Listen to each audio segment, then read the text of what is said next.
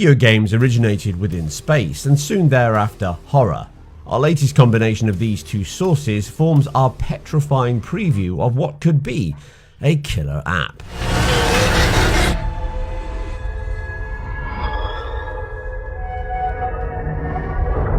The gestation period of games seems to increase generation on generation, with recent events only making that worse, which makes the Callisto Protocol something of a reverse curve. Not only in development for just 3 years, built by a newly established team in striking distance which grew from approximately 50 to just over 200 in that time, all whilst working remotely, to say this is a monumental achievement would be understating it a little. The ubiquitous use of Unreal Engine 4 is one key aid to that rapid roadmap, which has enabled the team to get stuck into the heart of the game's focus and not just on its inner workings.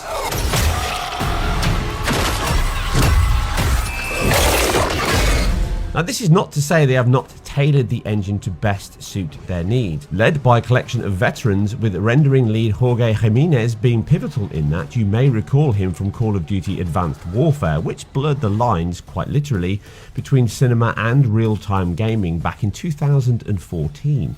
Running at 60 FPS even on the base Xbox One, a useful experience here with this cross-generation title launching on that same 9-year-old console right up to the Series X and PlayStation 5. The big technological leaps though will be true, at its core at least, on last and current generation, but now generation plus high-end PC is where it will raise the bar further. And that can only mean one thing: ray tracing. Now, from the gameplay shown here, we can clearly see the team have come out swinging at the top. Shots such as here with frustum culling and occlusion artifacts show signs that SSR, or screen space reflections, are used for reflections, a solid Unreal Engine 4 effect, leaving ray tracing, I believe at least, to form the lighting pass for the title. A wise choice in a horror game like this, where the use of light and dark can deliver tension, fear, urgency, along with guiding and aiding your progress. The only question though is, where are they leading us?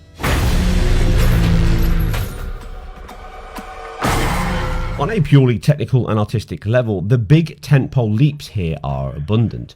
Model quality and specifically the construction, geometric density of faces, how nuanced movement is, from high bone rig models to skeletal systems on walking, running, hitting and of course dying. Physics is fully integrated into this, with Jacob's walk, climb and melee all carrying momentum. Enemies are knocked back dynamically and even break apart within hit zones, likely due to each character being constructed of interlocked meshes, enabling this procedural gore system to work. Now, this has great potential to enhance combat and gameplay in enjoyment, impact and tactics. Ammo is likely going to be short, so make each shot count. Keeping with the animation, the obvious balance of realism versus fun is clear. You can see how quickly Jacob flicks from an ADS shot, a dodge button evade, a strike and then back to shooting again. It all looks fluid and dynamic, but clearly cuts frames short to enable this fast reaction time. I hope this carries over to cutting short other actions, such as a stomp being quickly swapped to a dodge as something reaches out of the darkness for you. A key reason the game looks so close to a movie is the accomplished and clearly expensive, from a rendering time point of view, post effects being used. These photorealistic models, which are so good at first I thought we had real video mixed into gameplay at first glance. Now, much of this is the brilliant subsurface scattering on skin, giving soft, pinky and fleshy tones, to high resolve depth of field, emphasizing the detail of eyes, hair with a subtle and gradual gradient drop off, emulating a 35mm camera perfectly. This, along with that per object motion blur, dynamic per pixel lighting and soft penumbra shadows and self occlusion, all enhance the high quality assets that are film level at this point. This is all wrapped up with that beautiful specular highlights on sweat and water on faces, with that Fresnel lighting giving everything a perfect movie like look.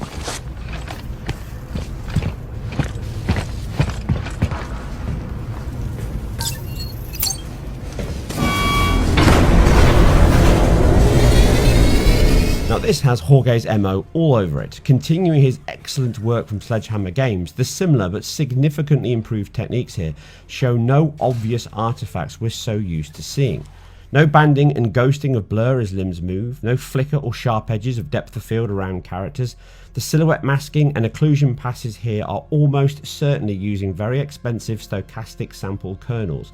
And I expect all of these effects, both in quality and quantity, to be the biggest sacrifices in the last generation versions. Recall that many of these effects were not running in open gameplay in Advanced Warfare, being retained mostly for cinematic sequences. It can never be overstated just how vital a top-tier, high-quality post-effect suite is to a game or movie's visual impact and identity. And the Callisto Protocol here is at god-tier levels.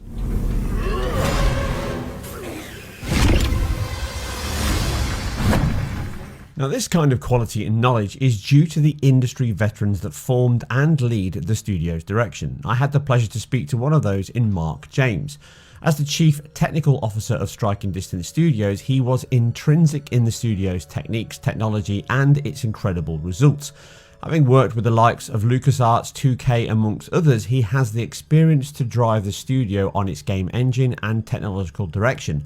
One of the early choices was that of using Unreal Engine 4 and the customization and tailoring the team went through to ensure it delivered on their aims. This was pivotal in the short 3-year life cycle the game achieved, as Mark explains. He went on to explain some key areas the team focused on for improvements, and even pulling in UE5 elements, such as Unreal Engine's simple demolition system and the customization they did for the Callisto Protocol. We discussed the ray tracing used, the use of UE5 elements, cross-generation challenges, and much more, which you can read the full interview with Mark over on the IGN site, and it hopefully gives you a glimpse into just how an engine in and of itself is merely a means to an end, and the real heart of any game is the team, the passion, the skill, blood, sweat and tears that go into making that. Something which the Callisto Protocol certainly does not shy away from.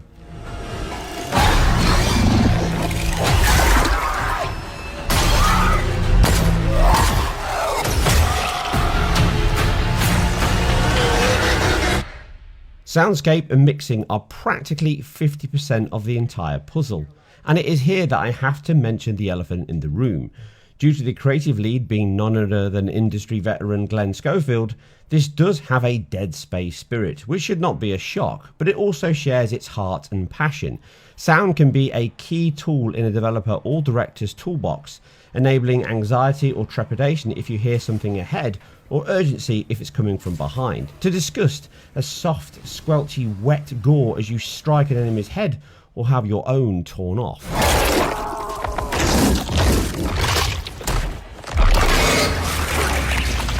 The mixture of ambient metallic sounds or electronic blends with the organic sounds of scream, torn flesh or gunshots, mixed with flashing lights and gun muzzle flashes, all invoke the intended atmosphere as you turn on machines or enter a new area. Sound becomes a key character as you use it to see beyond the light or run like hell from it. The trademark diving mask breathing, the squelch of gore or a meaty foot stomp really drives home the effort, angst and horror that awaits us. Inspiration is always a delicate balance between cultivating and copying, but here the team pay respects to the previous title. If not, lay it to rest.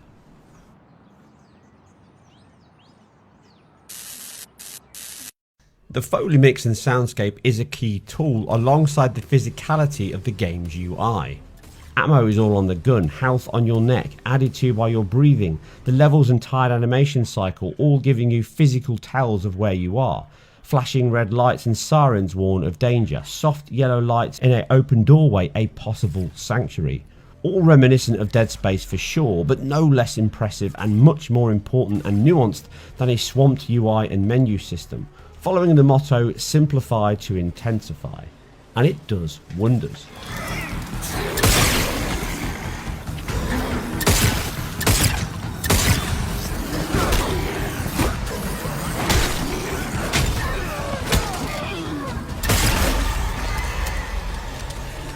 They say lightning never strikes twice, but Striking Distance are doing everything they can to prove those naysayers wrong.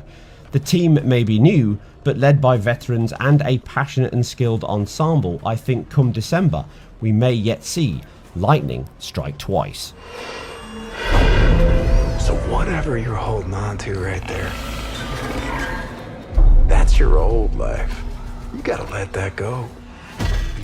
And that will just about do it for another deep dive into game technology, previews, and all things video game related. Now, if you are interested in learning more about the Callisto Protocol, the wonders the team are delivering, and just how they're doing it from the technology perspective, you can check out the full interview with Mark James over on the IGN website. But for now, I'm out. But don't worry, keep it IGN for more performance previews and reviews, just like this one.